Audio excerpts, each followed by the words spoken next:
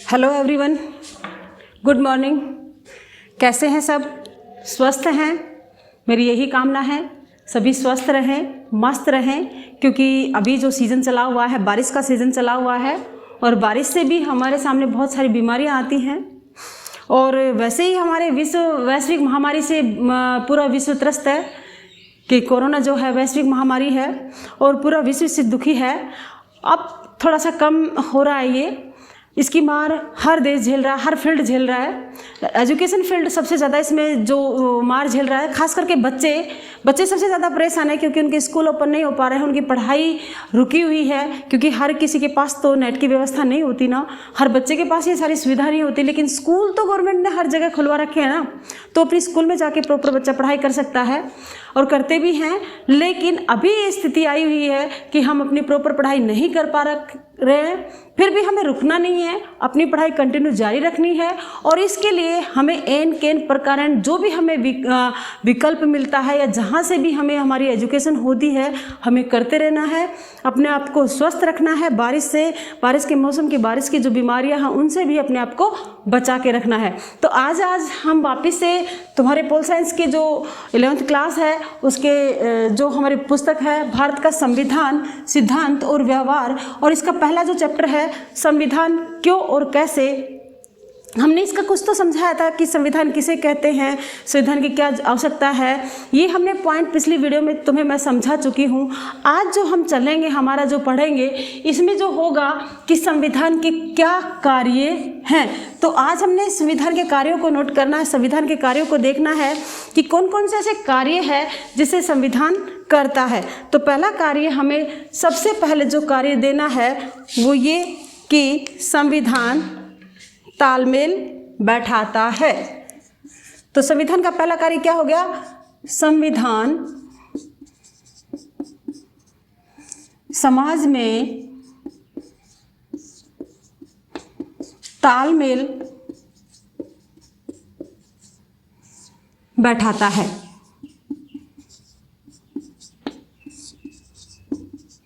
क्योंकि समाज जो होता है एक व्यक्ति विशेष का नहीं होता, विभिन्न समुदायों का होता है। उसमें बहुत सारे समुदाय होते हैं और उन सब समुदायों के अधिकार भी होते हैं। तो उन सब अधिकारों की रक्षा के लिए और समाज के सभी सदस्यों के बीच समन्वय बनाने के लिए संविधान कार्य करता है। जिस प्रकार हम देखते हैं हमारे समाज में विभिन्न समुदाय के लोग रहते हैं, हिंदू भी रहते हैं, मुस्लिम भी रहते हैं, सिख भी रहते हैं, ईसाई भी रहते हैं, तो बहुत सारे समाज के लोग रहते हैं। इन सब में समन्वय स्थापित करना, इन सब में तालमेल बैठाना, वो किसका कार्य होता है? संविधान का कार्य होता है। संविधान सबके अधिकारों की रक्षा करता है, इसलिए वो क्या क्या करेगा? समाज में समन्वय बनाएगा, समाज में समन्वय बनाएगा,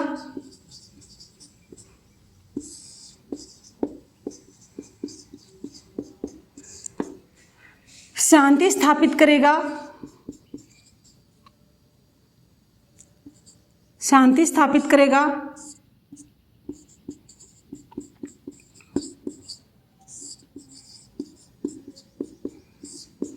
सभी के कल्याण की विचार करेगा, सभी के समाज के सभी सदस्यों के कल्याण की भावना रखेगा, सभी के कल्याण का कार्य करेगा,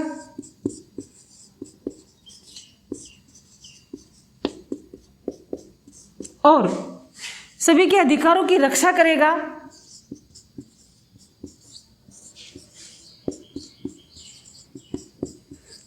अधिकारों की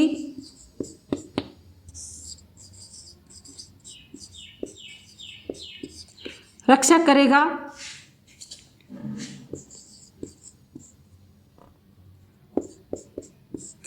इन पॉइंटों पे संविधान अपना कार्य करेगा और समाज में वो तालमेल बैठाएगा।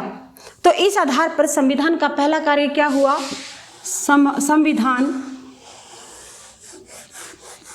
संविधान लिखें, नोट करें, संविधान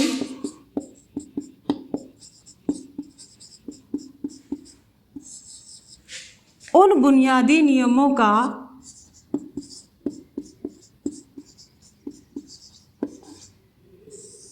संविधान उन बुनियादी नियमों का या कानूनों का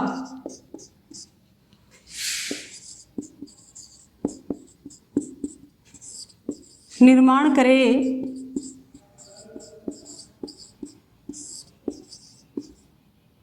या बनाए जिनसे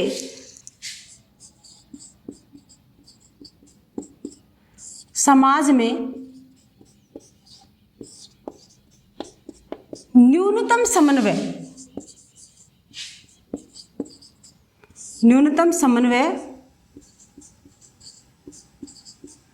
और विश्वास बना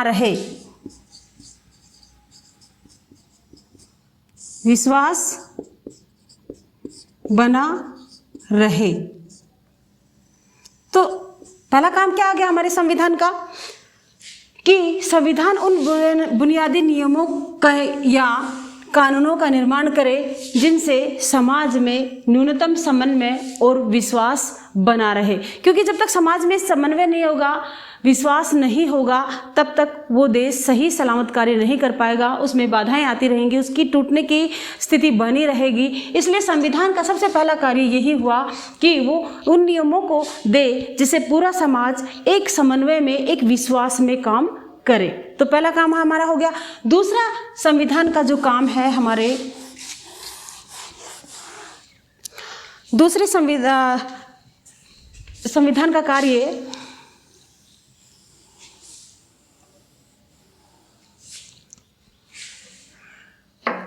निर्णय निर्माण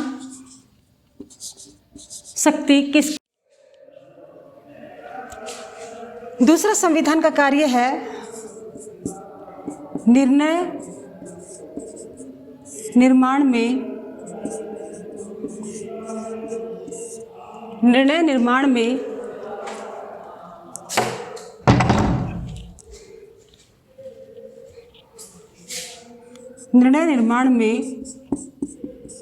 शक्ति की विशिष्टताएं।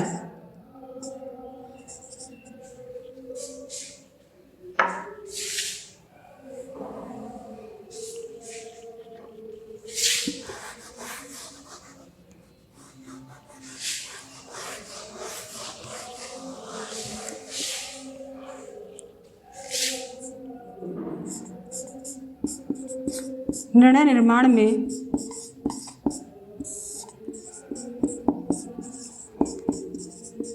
शक्ति की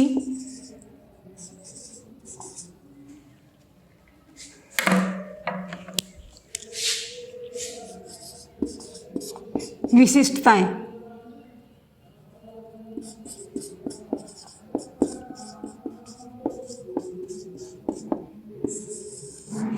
कि किस प्रकार जो निर्णय निर्माण करना है, सरकार को जो निर्णय लेना है, नियम बनाने हैं, देश को शासन चलाने के लिए कानून बनाने हैं, उनकी शक्ति किसको दी जाए, ये संविधान निश्चित करता है कि वो पावर जो कानून बना सके, कानून इस हिसाब से बना सके कि समाज के हर तबके के वो काम के हों, वो शक्ति किसको दी जाए। तो ये इसका संविधान का दूसरा कार्य रहेगा, क्योंकि समाज में विभिन्न समुदाय होते हैं, उन सब की अलग अलग इच्छाएं, व्यवस्थाएं होती हैं, उन सबको व्यवस्थित करने के लिए संविधान ये कार्य करता है। और हम जानते हैं कि प्राचीन समय में शासन कौन चलाता था? राजा। राजतंत्र होता था। अब राजतंत्र होने के कारण शासन राजा चलाएगा और राजा अपने कानून अपने हिसाब से बनाएगा और वो शक्ति सारी राजा में निहित होगी। और हम फिर बीच में देखते हैं जैसे कि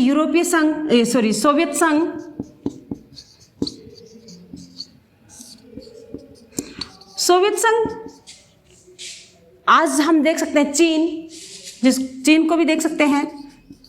चीन में इनमें कैसी शासन व्यवस्था है? एक दल की सरकार है।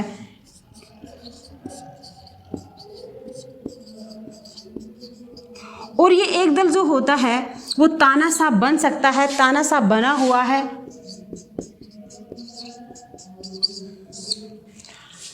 तीसरा जो है आज हम देखते हैं वर्तमान में लोकतंत्र। जो कि कैसा तंत्र है, जनता का तंत्र।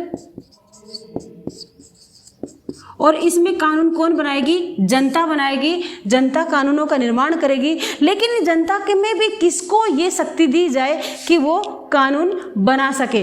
तो हम देखते हैं कि भारत के संविधान में देखते हैं, हम भारतीय संविधान में क्या लिखा हुआ है कि निर्णय लेने की शक्ति जो है या कानून बनाने की शक्ति जो है व्यवस्थापिका को दी गई है। क्योंकि भारत में सरकार के कितने अंग, 3 अंग। सरकार के 3 अंग सबको याद होंगे, जो हम पहले से पढ़ते आ रहे हैं। कौन कौन से, व्यवस्थापिका,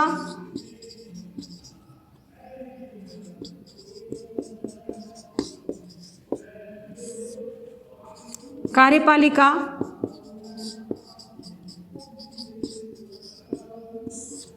और न्यायपालिका। और भारतीय संविधान ने इन तीनों ही अंगों के कार्यों का अलग अलग वर्णन किया गया है, अलग अलग इनकी शक्तियां दी गई हैं। जिस प्रकार हमें पता है व्यवस्थापिका या विधायिका को, इसको हम विधायिका भी कह सकते हैं या विधान पालिका भी कह सकते हैं इसको हम। तो इसको कार्य दिया गया है कि ये कानूनों का क्या करेगी, निर्माण करेगी, कानून बनाएगी। इसी प्रकार जो कानून बन जाएंगे उन कार्यों को लागू कौन करेगी, कार्यपालिका करेगी। और लागू करने के बाद अगर उसमें कोई त्रुटि है, इस चीज़ की देखभाल कौन करेगा, न्यायपालिका करेगी। क्योंकि संविधान के अनुसार अगर कानून नहीं है, नियम नहीं है, तो न्यायपालिका उनको रद्द करवा सकती है। क्योंकि भारतीय संविधान में जो न्यायपालिका है संविधान की संरक्षक होती है। तो संविधान की संरक्षक कौन है भारत में,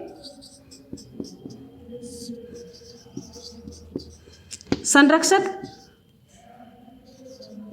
न्यायपालिका। न्यायपालिका को संविधान की संरक्षक माना गया है कि जो अगर कानून का न्यायपालिका के संविधान के अनुसार नहीं होंगे उनको रद्द किया जा सकता है। इस प्रकार संविधान का दूसरा कार्य क्या हो गया कि लिखें, संविधान का दूसरा काम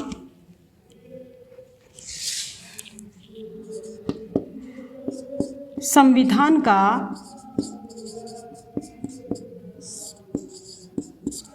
दूसरा काम यह स्पष्ट करना कि संविधान का दूसरा काम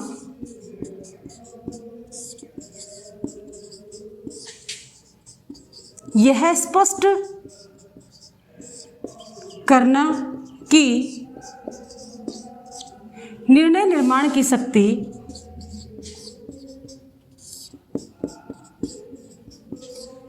निर्णय निर्माण की शक्ति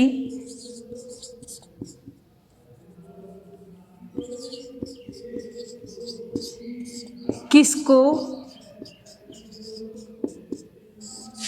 दी जाए। यानी कि जो निर्णय लेना है उसकी शक्ति किसको दी जाए, कौन वो निर्णय ले सकता है। और संविधान यह भी कायम करता है कि सरकार कैसे निर्मित होगी।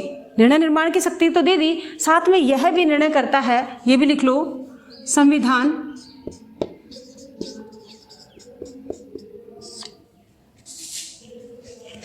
यह भी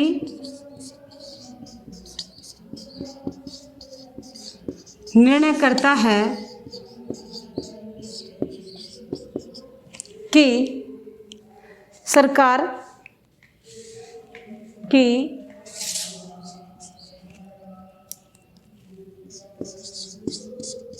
सरकार कैसे निर्मित होगी।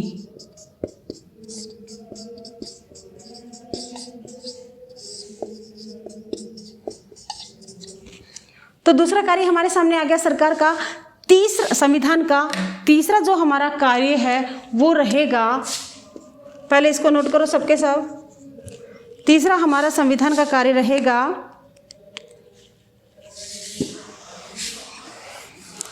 सरकार पर प्रतिबंध लगाना या सरकार की शक्तियों पर प्रतिबंध लगाना। सरकार की तीसरा कार्य हमारा संविधान का लिखो, सरकार की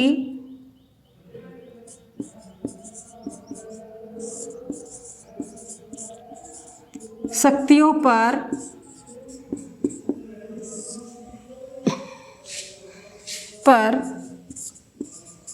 प्रतिबंध लगाना। कि किस प्रकार सरकार की शक्तियों पर प्रतिबंध लगाती है संविधान, क्योंकि हमें पता है कि वर्तमान जो युग है वो कैसा युग है, लोकतंत्र का युग है।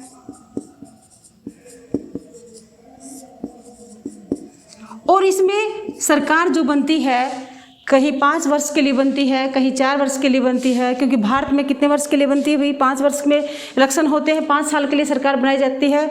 जबकि हमें पता है संयुक्त राज्य अमेरिका में कितने साल के लिए, 4 साल के लिए सरकार बनती है। तो हर 5 साल या 4 साल में नई सरकार आएगी, और नई सरकार आएगी तो वो अपने हिसाब से कार्य करने की कोशिश करेगी, लेकिन वो ऐसा नहीं कर सकती, क्योंकि उसे कुछ नियमों से बांध दिया गया है, उन प्रतिबंधों से बांध दिया गया है, ताकि वो अपनी स्वेच्छा से तानाशाह ना बने। हमें पता है कि लोकतंत्र में 5 साल के बाद जो सरकार आएगी अपने विचारों को जनता पर थोपना चाहेगी, लेकिन संविधान ने पहले ही व्यवस्था कर दी गई है कि ये शक्ति कितना इस्तेमाल कर सकते हैं। तो तीसरा कार्य हमारा जो संविधान का हो गया, तीसरा कार्य क्या हो गया, संविधान उन बुनियादी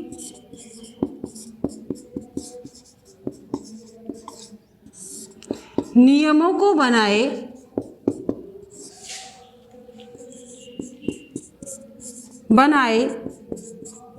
जिससे सरकार को तानाशाह बनने से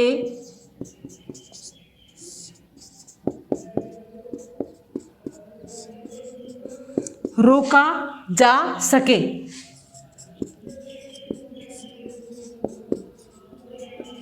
यानी कि संविधान वो नियम बनाए जिससे कोई भी सरकार तानाशाह ना बने, अगर वो तानाशाह बने तो उस पर प्रतिबंध लग जाए और वो रुक जाए। तो तीसरा कार्य हमारा ये रहा था, क्योंकि भारत के संविधान को अगर हम नज़र दौड़ाएं तो हमारे संविधान में नागरिकों के लिए मूल अधिकारों का उल्लेख किया गया है, और मूल अधिकार कोई भी सरकार किसी भी नागरिक से नहीं छीन सकती, वो उनको देने होंगे। अगर वह ऐसा करती है तो हम न्यायपालिका से अपने अधिकारों की मांग कर सकते हैं, क्योंकि ये हमारे संविधान में लिखा हुआ है।